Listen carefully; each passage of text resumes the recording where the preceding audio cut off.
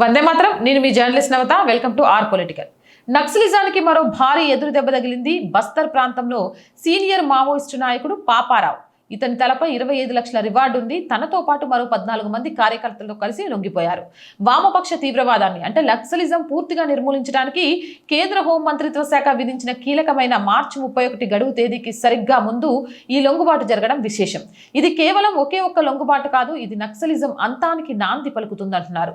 గత కొన్నేళ్లుగా నక్సల్స్ ప్రభావిత జిల్లాల సంఖ్య వేగంగా తగ్గింది. లొంగిపోయే వారి సంఖ్య పెరిగింది. భద్రతా దళాల కఠిన వైఖరి, అభివృద్ధి కార్యక్రమాలు మరియు లొంగుబాటు పునరావాస విధానంతో కలిసి ఇప్పుడు ఫలితాలను ఇవ్వడం ప్రారంభించింది.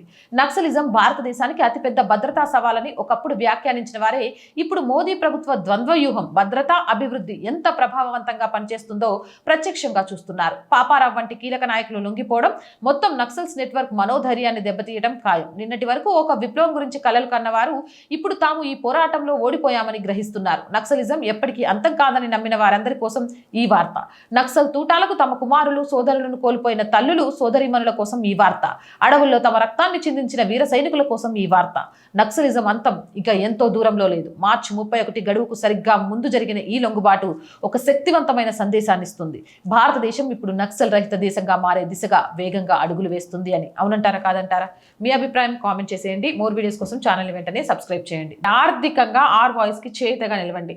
మీరు చేసే చిన్న సహాయం కూడా ఈ ఛానల్ ఇంకా ముందుకెళ్ళడానికి ఎంతగానో ఉపయోగపడుతుంది. ఆర్థికంగా సపోర్ట్ చేయాలి అని అంటే సబ్స్క్రిప్షన్ పక్కనే జాయిన్ అనే బటన్ ఉంది. 1 to 5 లెవెల్స్ ఉన్నాయి.